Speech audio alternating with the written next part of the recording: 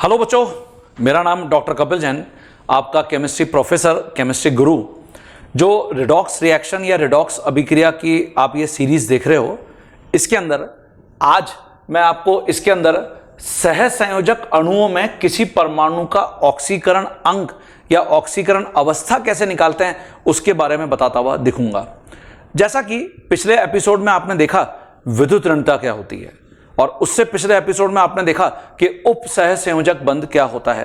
तो आपको अगर ये क्लियर है कि सहसंयोजक बंध, उप सहसंयोजक बंध और विद्युत ऋणता क्या होती हैं, तो हम बहुत आसानी से इस एपिसोड में जो मैं आपको कुछ कॉन्सेप्ट्स बताने जा रहा हूं उसको समझ पाएंगे। ठीक है, तो सबसे पहले जो पुराने 3 एपिसोड हैं उनको देखना बहुत जरूरी है। मैं होप कर रहा हूं कि आप सभी ने देख लिया है और अपने नोट्स उसके मुताबिक बना लिए हैं। ठीक है, जब भी मुझे एक सहसंयोजक अणु मिलेगा और मुझे किसी परमाणु पर एग्जामिनर बोलेगा कि ऑक्सीकरण अंक या ऑक्सीकरण अवस्था निकालिए, तो मुझे सबसे पहले क्या करना पड़ता है, कुछ नियमों का, कुछ स्टेप्स का पालन करना पड़ता है बच्चों। तो वो सबसे पहले मैं चाहूंगा कि आप अपनी कॉपी में 1 बाय 1 लिखेंगे। देखिए क्या है, मैंने यहां पे लिखा हुआ है स्टेप 1 में, यदि 2 परमाणुओं के मध्य सहसंयोजक बंध है, मतलब अगर 2 परमाणु सहसंयोजक बंध से जुड़े हुए हैं, तो हमेशा प्रत्येक सहसंयोजक बंध को 1 यूनिट अर्थात 1 इकाई ऑक्सीकरण अंक मिलेगा। एक सहसंयोजक बंध मतलब 1 यूनिट ऑक्सीकरण अंक, 2 सहसंयोजक बंध मतलब 2 यूनिट हो जाएगा, 3 सहसंयोजक बंध मतलब 3 यूनिट हो जाएगा, इस प्रकार से। ठीक है, अर्थात अधिक विद्युत ऋणी तत्व को -1 यूनिट मिलेगा और कम विद्युत ऋणी तत्व को +1 यूनिट आवेश मिलेगा। मैं इसका एक छोटा सा उदाहरण आपको देता हूं। जैसे आपको याद होगा, जब हम विद्युत ऋणता का एपिसोड देख रहे थे तो उसमें मैंने आपको ये उदाहरण दिए थे। देखिए, एक तो Cl2 का और एक HCl का, ये देखिए। और हमने क्या लिखा था कि जो क्लोरीन है वो हाइड्रोजन से अधिक विद्युत ऋणी है। तो जब तुम सहसंयोजक बंध में ऑक्सीकरण अंक देने जाओगे किसी भी परमाणु पर, तो देखिए जो अधिक विद्युत ऋणी होगा उस पर तुम लिख दोगे -1, क्योंकि एक सहसंयोजक बंध है, और जो कम विद्युत ऋणी तत्व है उस पर लिख दोगे +1। जैसे आपको याद होगा, हमने क्लोरीन पर आंशिक ऋणावेश लिखा था और हाइड्रोजन पर आंशिक धनावेश, ये देखिए। तो जब तुम ऑक्सीकरण अंक के संदर्भ में यहां पर बात करोगे तो क्लोरीन पर -1 ऑक्सीकरण अंक और हाइड्रोजन पर +1। और इसका आंसर आपको क्लियर ही है, ऐसा क्यों होता है। ये हाइड्रोजन के इलेक्ट्रॉन और ये क्लोरीन के इलेक्ट्रॉन 7 इलेक्ट्रॉन थे, ये देखिए ऐसे।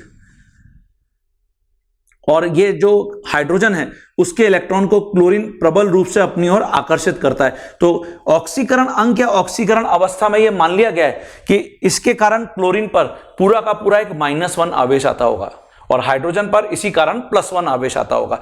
इसलिए प्रत्येक सहसंयोजक बंध को हम 1 यूनिट, 1 इकाई आवेश देते हैं। समझ में आ गया सभी को। और अगर ये देखिए नोट में मैंने लिखा है, यदि सहसंयोजक बंध 2 समान परमाणु के मध्य बना है, जैसा अभी देखिए क्लोरीन क्लोरीन, ये क्लोरीन के इलेक्ट्रॉन, ये देखिए दोनों बेचारे सेम हैं, तो इसलिए इनके बीच में कोई लड़ाई झगड़ा नहीं है, तो इसलिए इनके ऊपर कितना कितना आवेश आएगा, आंसर है 0 0, ये देखिए। तो यही मैंने यहां लिखा है कि अगर सहसंयोजक बंध 2 समान परमाणु के मध्य बनेगा तो फिर सहसंयोजक बंध के कारण किसी भी परमाणु को कोई भी आवेश नहीं मिलेगा। क्लियर है बच्चों। तो ये पहला बहुत इंपॉर्टेंट नियम या स्टेप है जो हमको हमेशा फॉलो करना पड़ता है, फॉलो करना चाहिए। ठीक है, अगर 2 परमाणु के मध्य उप सहसंयोजक बंध होगा, उप सहसंयोजक बंध भी तुम जानते हो, है ना। अगर ये उपस्थित है उप सहसंयोजक बंध, तब उप सहसंयोजक बंध को हमेशा 2 यूनिट आवेश मिलेगा। जैसे मैंने उदाहरण दिया था उप सहसंयोजक बंध में हाइड्रोनियम आयन का, ये देखिए हाइड्रोनियम आयन, ये देखिए ये ऑक्सीजन के इलेक्ट्रॉन 1 2 3 4 5 एंड 6, ठीक है। और ये हाइड्रोजन के इलेक्ट्रॉन, और ये प्रोटॉन था वहां पे, प्रोटॉन। तो इसको हमने बोला था दाता और इसको हमने बोला था ग्राही, ये देखिए।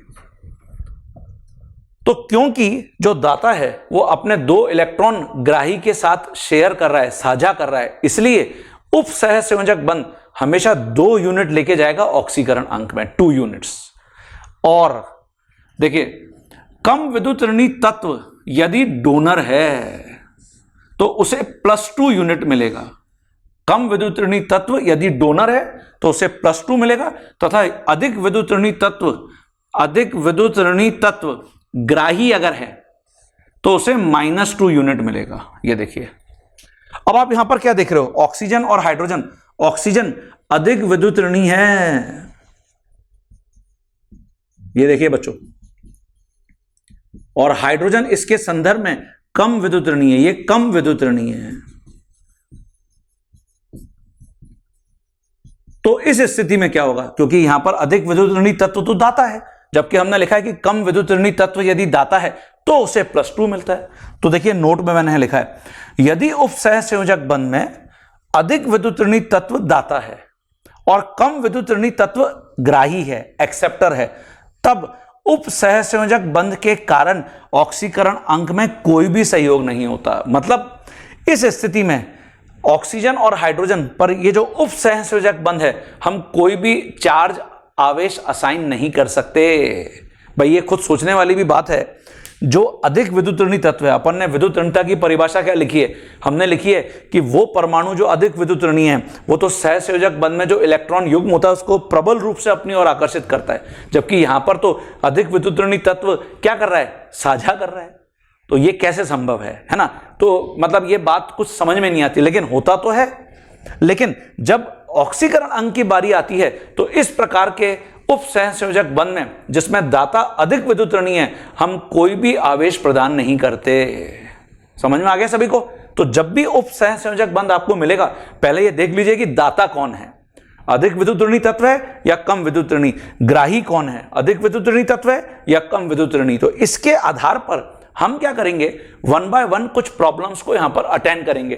तो सबसे पहले तुम अपनी कॉपी में ये लिख लो, जब प्रॉब्लम्स हम अटेंड करेंगे तो ये स्टेप्स तो ऑटोमेटिकली तुमको रट जाएंगे बच्चों, समझ रहे हैं। तो ये स्टेप्स हमेशा आपको क्लियर होने चाहिए दिमाग में कि हम इनको फॉलो करते हुए प्रॉब्लम्स को अटेंड करेंगे। देखिए बच्चों, जो अभी आपको मैंने नियम बताए उसके आधार पर किस प्रकार से आपको प्रॉब्लम पूछी जा सकती है, 1 बाय 1 हम उसको अब यहां पे डिस्कस कर रहे हैं। मान लेता हूं हमारे पास HCN मॉलिक्यूल है, ये देखिए HCN अणु। ये जो HCN अणु है इसका नामकरण हाइड्रोजन साइनाइड है।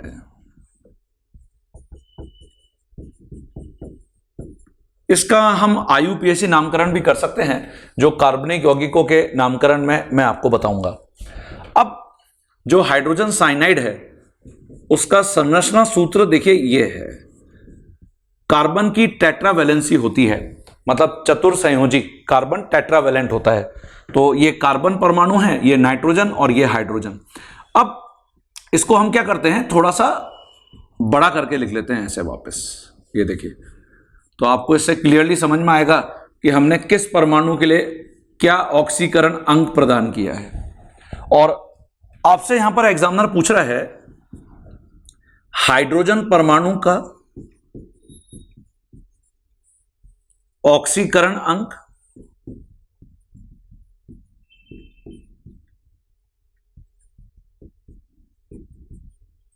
कार्बन परमाणु का ऑक्सीकरण अंक,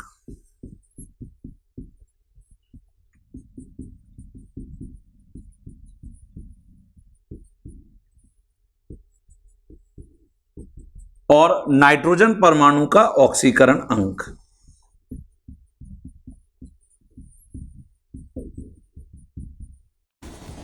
इसको ऑक्सीकरण अंक बोल लीजिए या ऑक्सीकरण अवस्था बोल लीजिए, क्योंकि प्रति परमाणु हम ऑक्सीकरण अंक को ऑक्सीकरण अवस्था भी बोलते हैं। तो अब कैसे करेंगे, यहां पे देखिए।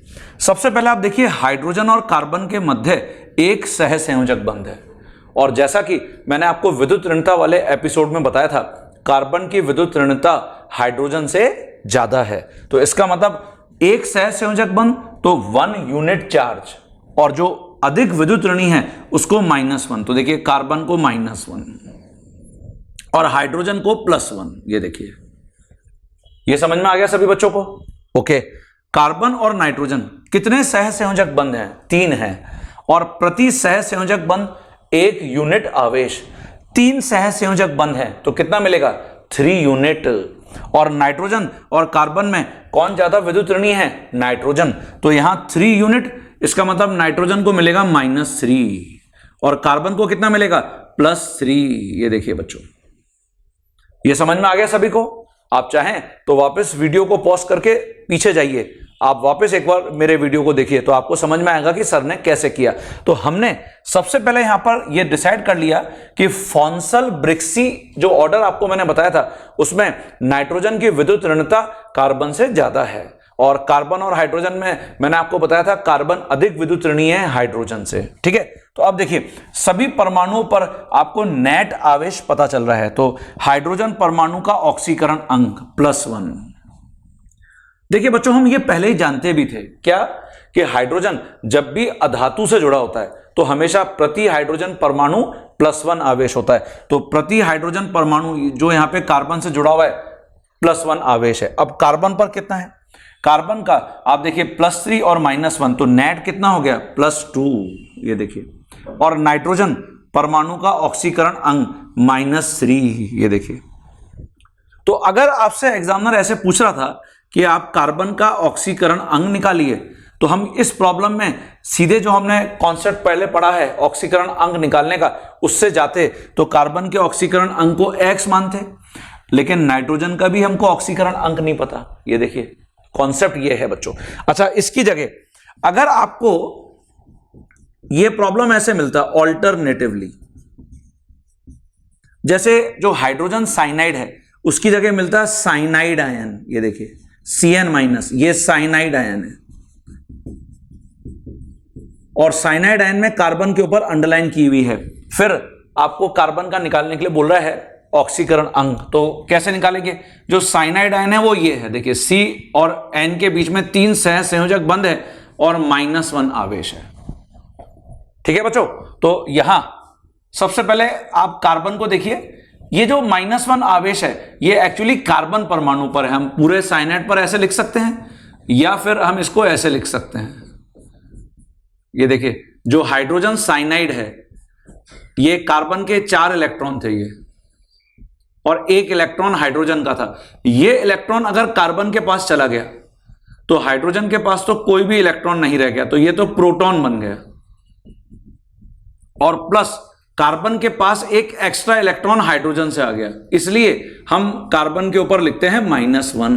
ये देखिए, तो यहां जो कार्बन परमाणु है उस पर पहले ही एक -1 आवेश है। समझ रहे हैं आप? अब कार्बन और नाइट्रोजन के बीच में कितने सहसंयोजक बंध हैं? 3 है, और नाइट्रोजन अधिक विद्युत ऋणी है तो नाइट्रोजन को कितना मिलेगा -3, कार्बन को कितना मिलेगा +3। तो देखिए +3 और -1, फिर कार्बन पर कितना आवेश आ गया +2। यही हमने यहां लिखा था, देखिए, है ना। तो यहां कार्बन परमाणु का ऑक्सीकरण अंक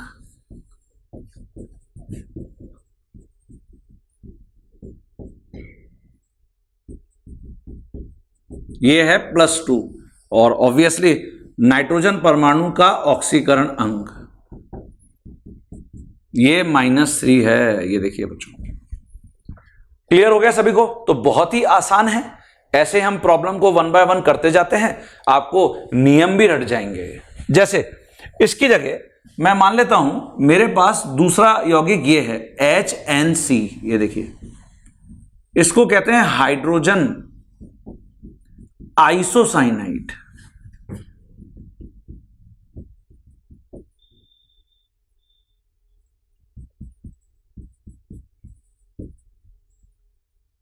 ये देखिए बच्चों, और हाइड्रोजन आइसोसाइनाइड में इसकी संरचना कुछ इस प्रकार की है। आप ये सोच सकते हैं कि सर आपको संरचना कैसे पता चलती है? तो देखिए, इसके लिए कुछ ट्रिक मैं आपको, जो केमिकल बॉन्डिंग चैप्टर होता है रासायनिक बंधन, वहां पर जब आप सीरीज देखोगे ना तो मैं बताता हुआ दिखूंगा कैसे हमको संरचना सूत्र पता चलता है। तो हाइड्रोजन आइसोसाइनाइड का संरचना सूत्र यह है, आप देखिए यहां पर एक उप सहसंयोजक बंध दिख रहा है यहां, और इस उप सहसंयोजक बंध में दिख रहा है कि नाइट्रोजन तो डोनर है और कार्बन एक्सेप्टर है। और तुमको मैंने क्या टिप दिया हुआ है ऑक्सीकरण अंक में, जो हमने नियम अभी लिखे हैं, यदि डोनर अर्थात दाता अधिक विद्युत ऋणी है और एक्सेप्टर मतलब ग्राही कम विद्युत ऋणी है, तो जो उप सह संयोजक बंध है उसका ऑक्सीकरण अंक में कोई भी कंट्रीब्यूशन नहीं होता।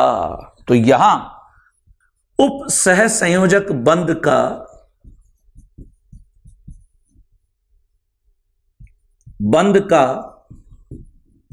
ऑक्सीकरण अंक के लिए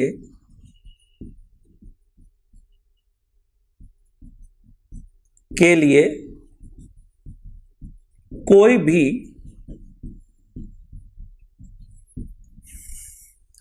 कंट्रीब्यूशन नहीं होगा। क्यों नहीं होगा? क्योंकि डोनर अर्थात नाइट्रोजन परमाणु ज्यादा विद्युत ऋणीय है, ज्यादा विद्युत ऋणीय है।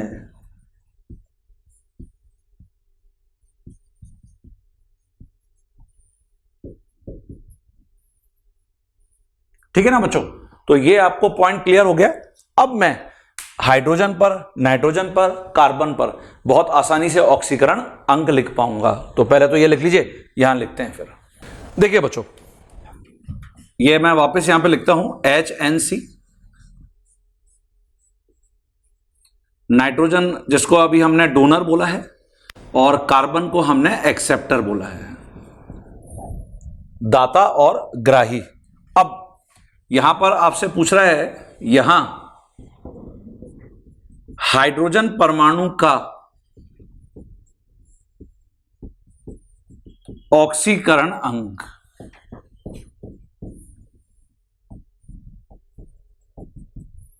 नाइट्रोजन परमाणु का ऑक्सीकरण अंक और कार्बन परमाणु का ऑक्सीकरण अंक, ये देखिए, तो निकाल सकते हैं। आप चाहें तो वीडियो को पॉज करके सबसे पहले अपने आंसर को प्रेडिक्ट कर लीजिए। हाँ बच्चों देखिए, मैच करते हैं आंसर, है ना। यहां पे हम देख रहे हैं, हमने पहले तो ये कंक्लूड कर ही दिया है कि उप सह संयोजक बंध का कोई भी कंट्रीब्यूशन नहीं होगा। नाउ नाइट्रोजन और कार्बन के बीच में कितने सह संयोजक बंध हैं? 2 हैं। और नाइट्रोजन अधिक विद्युत ऋणी है, तो नाइट्रोजन को कितना मिल जाएगा? -2। 2 सह संयोजक बंध, एक के कारण 1 यूनिट, 2 के कारण 2 यूनिट। कार्बन को कितना मिल जाएगा? +2। ये देखिए, क्लियर है। और ऐसे ही नाइट्रोजन और हाइड्रोजन के मध्य भी एक सह संयोजक बंध है, तो नाइट्रोजन को कितना मिल जाएगा? -1। नाइट्रोजन अधिक विद्युत ऋणी है, हाइड्रोजन को कितना मिलेगा? +1। ये देखिए, तो आपका आंसर आ गया। कैसे? हाइड्रोजन इसके ऊपर +1, ये तो हम जानते ही थे, हाइड्रोजन अधातु से जुड़ा हुआ है तो +1, नाइट्रोजन -3 और कार्बन +2। ये देखिए, तो जो रिजल्ट हमको यहां मिल रहा था वही रिजल्ट हमको यहां पर भी मिल रहा है। हाइड्रोजन साइनाइड हो या हाइड्रोजन आइसोसाइनाइड हो, समान प्रकार के रिजल्ट मिल रहे हैं। और हम हाइड्रोजन आइसोसाइनाइड में ये कंक्लूड कर लिए कि उप सह संयोजक बंध का कोई भी कंट्रीब्यूशन नहीं होगा। ठीक है, चलिए, तो इसकी बजाय अगर मैं यहां पे जैसे आपको बोलता हूं N2O, ये देखिए, इसको बोलते हैं नाइट्रस ऑक्साइड। जैसे अगर आपसे एग्जामिनर बोलता कि भाई नाइट्रोजन पर आप आवेश पता करिए, तो आप मानते हैं कि नाइट्रोजन X है और 2 नाइट्रोजन है तो 2X है, ऑक्सीजन -2 = 0। ये देखिए, यही होता। तो इसका मतलब यहां पर 2X का मान +2 आ जाता, अर्थात X का मान कितना आ जाता? +1। ये देखिए बच्चों, क्या है ये? आंसर है ये प्रति नाइट्रोजन परमाणु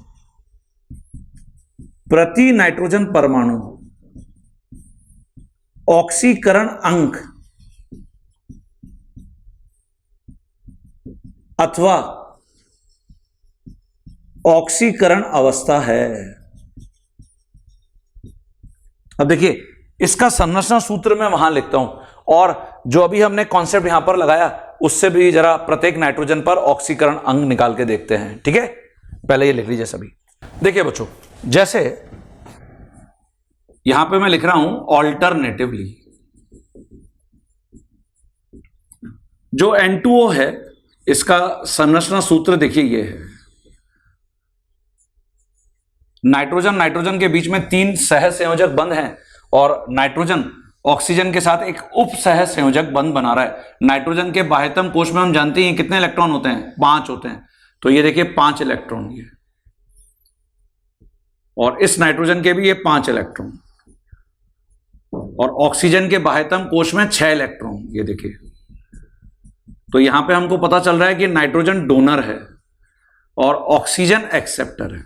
अब देखिए, नाइट्रोजन कम विद्युत ऋणीय है ऑक्सीजन से,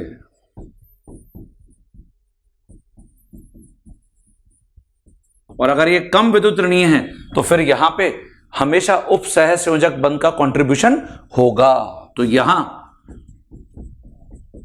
उप सह संयोजक बंध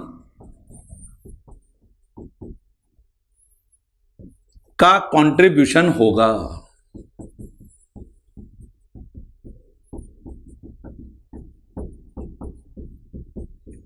ठीक है बच्चों, तो ये वापस मैं अब लिख लेता हूं, क्योंकि अभी हमको ऑक्सीकरण अंग निकालना है प्रति नाइट्रोजन और ऑक्सीजन परमाणु पर। बाकी इंफॉर्मेशन मैंने पूरी ऊपर लिख दी है।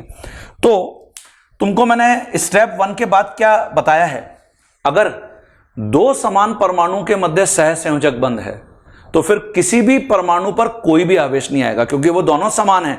विद्युत ऋणता का यहां पर कोई भी कॉन्सेप्ट नहीं है। तो इसलिए दोनों नाइट्रोजन परमाणु पर सह संयोजक बंध के कारण 0-0 चार्ज है। समझ में आ गया सभी को? अब उप सह संयोजक बंध पर आते हैं। उप सह संयोजक बंध के कारण मैंने कितना आपको इकाई आवेश बताया, 2 यूनिट, और जो डोनर है उसको कितना मिलना चाहिए, +2, ये देखिए, और एक्सेप्टर को कितना मिलना चाहिए, -2, क्योंकि हमेशा 2 इलेक्ट्रॉन एक ही परमाणु द्वारा साझा करवाए जाते हैं। ऐसा हम उप सह संयोजक बंध वाले एपिसोड में देखकर आ चुके हैं। तो क्या आपको आंसर पता चल गया? हाँ। तो अब देखिए, अगर मैं इस नाइट्रोजन को A बोल दूं, इस नाइट्रोजन को B बोल दूं, और वो ऑक्सीजन है, तो देखिए ऑक्सीजन पर तो हम जानते ही थे कि -2 आवेशी होता है ना। सामान्य ऑक्सीजन जब भी होगा, सामान्य ऑक्साइड के केस में -2 आवेशी होगा। तो यहां नाइट्रोजन A का ऑक्सीकरण अंक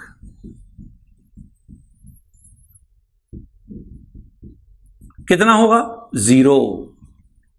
नाइट्रोजन B का ऑक्सीकरण अंक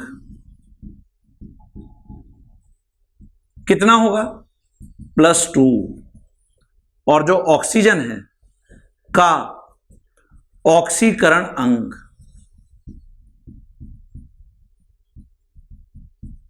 ये कितना होगा, -2, ये देखिए। अब आप यहां पर देख रहे हैं कि जो N2 में मैंने निकाला वो तो मैंने X का मान +1 निकाल दिया है, और यहां नाइट्रोजन पर +2 आवेश आ रहा है। अलग अलग आ रहा है क्या? नहीं। देखिए, ये जो बच्चों हमने निकाला है ये किस नाइट्रोजन का है, ये हम कैसे कह सकते हैं? ये प्रति नाइट्रोजन परमाणु हमने ऑक्सीकरण अंक निकाला है। तो ये एक्चुअली जब भी एक से ज्यादा परमाणु होते हैं हमेशा एवरेज भी निकलता है, इसको हम औसत भी बोलते हैं। ये औसत ऑक्सीकरण अंक है, औसत ऑक्सीकरण अंक नाइट्रोजन परमाणु का। ये देखिए, ये आपको क्लियर होना चाहिए हमेशा। औसत मतलब एवरेज। अब आप देखिए, यहां अगर आप एवरेज निकालते, एवरेज अर्थात औसत ऑक्सीकरण अंक नाइट्रोजन परमाणु का कैसे निकालते हैं? जो एक नाइट्रोजन है और जो दूसरा नाइट्रोजन है, दोनों के ऑक्सीकरण अंक का योग कर देते, Na और प्लस Nb, और डिवाइड बाय 2 कर देते, ये औसत है। तो Na 0 है, 0 ऑक्सीकरण अंक, Nb +2 है, और डिवाइड बाय 2, कितना आंसर आ रहा है? +1। ये देखिए, यही अभी मैंने आपको बताया है। तो +1 आ गया, नहीं आ गया? ये भी हमारा +1 ही आंसर था। ये देखिए, तो जब भी एक यौगिक में, एक अणु में जिसका हम ऑक्सीकरण अंग निकाल रहे हैं परमाणु का, अगर वो 1 से ज्यादा है, तो आप जब प्रति परमाणु ऑक्सीकरण अंग लिख रहे हो तो वो औसत भी है। इसको बार बार लिखने की जरूरत नहीं है, ये आपको क्लियर हो जाना चाहिए कि ये औसत ऑक्सीकरण अंग है। ठीक है बच्चों, क्लियर? तो इस एपिसोड में आपको मैं इतनी ही प्रॉब्लम यहां पर ऐड करूंगा। जो मेरा अगला एपिसोड है उसमें भी इसी प्रकार के कुछ और प्रॉब्लम्स मैं आपको ऐड करता हुआ दिखूंगा, आपके नॉलेज में ऐड करूंगा, कॉन्सेप्ट्स ऐड करूंगा, और फिर कुछ अपवाद भी आपको यहां पर देखने को मिलते हैं, मैं वो भी आपको बताता हुआ दिखूंगा। तो इस एपिसोड के लिए बस इतना ही। ये सारे नियम हमको हमेशा टिप्स पर होने बहुत जरूरी हैं। इसके आधार पर हम किसी भी सहसंयोजक अणु या यौगिक में किसी भी परमाणु का ऑक्सीकरण अंग आसानी से ज्ञात कर सकते हैं। तो इसको ढंग से डिक्टेट कर लीजिए।